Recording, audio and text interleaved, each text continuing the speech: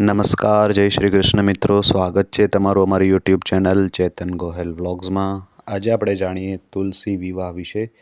કારતક સુદ બારસ ને તુલસી વિવાહની તિથિનો પ્રારંભ 12 નવેમ્બર 2024ને સાંજે 4 વાગ્યાથી થાય છે અને પૂર્ણાહુતિ 13 નવેમ્બરના રોજ બપોરે 1 વાગ્યે થાય છે. તુલસી વિવાહના સમયની અહીંયા મેં તમને વાત કરી દીધી. આમ તો તુલસી વિવાહનો સમય જે છે એ 13 નવેમ્બરના રોજ સવારે શુભ મુહૂર્તમાં આપણે કરી શકીએ. કારતક સુદ બારસ અને 13 નવેમ્બરના દિવસે વહેલી સવારથી બપોરે 1 વાગ્યા સુધી એ તુલસી વિવાહ માટેનો શુભ મુહૂર્ત છે. તો આ સમયે તુલસીની પૂજા કરવાની રહી છે અને શાલિગ્રામની પૂજા કરવાની રહી છે. તો કઈ રીતે પૂજા કરવી, તેનું શું મહત્ત્વ છે, એ બધી જ વિગતો આપણે જાણીએ. ચેનલમાં નવા હોય તો ચેનલને સબસ્ક્રાઈબ કરી કોમેન્ટમાં જય શ્રી કૃષ્ણ અવશ્ય લખજો.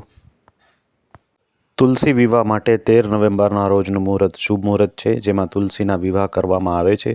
13 નવેમ્બરના રોજ દ્વાદશીની તિથિ છે, એટલે આ દિવસ શ્રેષ્ઠ રહે છે. અને સવારે 6:47થી લાભ ઉન્નતિ મુહૂર્ત શરૂ થાય છે અને આ મુહૂર્તમાં તુલસી વિવાહ કરવા ખૂબ શુભ માનવામાં આવે છે.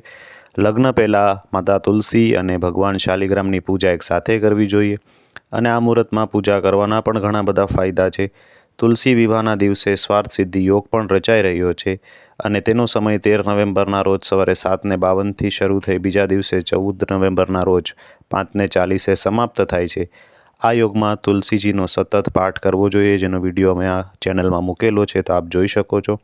તુલસી વિવાહની પૂજન વિધિની આપણે વાત કરીએ તો સૌથી પહેલાં વહેલા ઉઠીને સ્નાન કરીને લાલ કપડાં પહેરવા જોઈએ, ઘર અને મંદિર સાફ કરવું જોઈએ, ત્યાર પછી વ્રતનો સંકલ્પ કરવો જોઈએ અને ત્યારબાદ યોગ્ય રીતે પૂજા કરી ઘર અને મંદિરને શણગારો, દીવો પ્રગટાવો.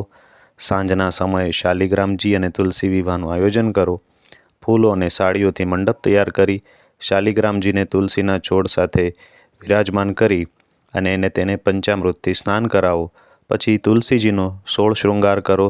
શાલિગ્રામજીને ગોપી, ચંદન, પીળા વસ્ત્રોથી શણગારો. તેમને ફૂલ, માળા, ફળ, પંચામૃત, ધૂપ, દીવો, લાલ ચૂનરી, શૃંગારની વસ્તુઓ અને મીઠાઈ વગેરે અર્પણ કરો. વૈદિક મંત્રનો જાપ કરો. આરતી સાથે પૂજા પૂર્ણ કરો. પૂજામાં થયેલી ભૂલની માફી માગો. ત્યારબાદ ઘરના લોકો અને અન્ય સભ્યોમાં પ્રસાદનું વિતરણ કરો. ત્યારબાદ તુલસી વિવાહની જે વિધિ છે એની શરૂઆત આપણે કરવી પણ જોઈએ. તુલસી વિવાહના દિવસે તુલસીના છોડને દુલ્હનની જેમ શણગારવો જોઈએ, તેમજ તુલસીના છોડ પર સાડી, ચૂંદડી ઓઢાડવામાં આવે છે. તેણે 16 શણગાર અર્પણ કરીએ, દુલ્હનનું રૂપ આપણે આપીએ. તુલસી માટે ફૂલો, પાંદડા અને રંગોળીથી એક નાનો મંડપ તૈયાર કરીએ અને લગ્ન દરમિયાન મંડપમાં રાખવામાં આવતી બધી જ સામગ્રી આપણે રાખવી જોઈએ અને વિષ્ણુ સ્વરૂપ શાલિગ્રામને, તુલસી માતાને માળા પહેરાવવી જોઈએ. આ સાથે લગ્નની દરેક વિધિઓ કરવામાં આવે છે અને વૈદિક મંત્રોના જાપ દ્વારા વિધિ પૂર્ણ કરવામાં આવે છે. તુલસી વિવાહનું મહત્ત્વ અથવા મહિમા જોઈએ તો એક પૌરાણિક કથા અનુસાર દેવઉઠી એકાદશીના દિવસે તુલસી અને ભગવાન વિષ્ણુના પ્રતીક શાલિગ્રામના વિવાહ કરવામાં આવે છે.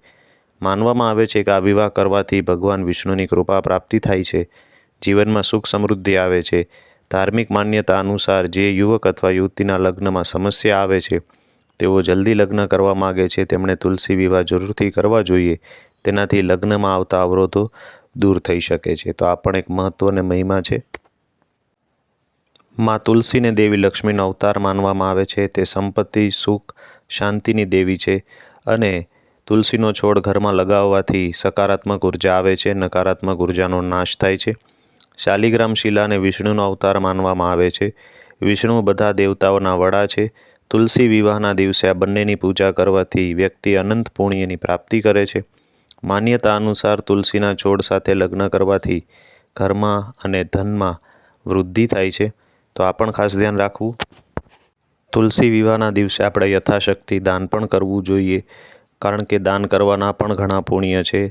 આપણી ક્ષમતા પ્રમાણે આપણે કંઈ પણ દાન કરી શકીએ, વાર્તા સાંભળી શકીએ. તુલસી વિવાહની કથા સાંભળવાથી પણ મનની શાંતિ થાય છે. અહીંયા અમે તુલસી ચાલીસાના પાઠનો પણ વિડીયો સરસ ગુજરાતી ભાષામાં બનાવીને મૂકેલો છે, તો આપ એ પણ જોજો અને એ પણ સાંભળજો.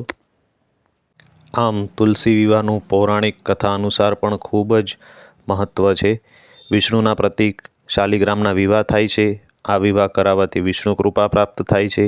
ધાર્મિક માન્યતા અનુસાર જે યુવક યુવતીના લગ્નની અંદર સમસ્યાઓ હોય તે આ વિધિ કરશે તો એના લગ્ન જરૂરથી ઝડપથી થઈ જશે.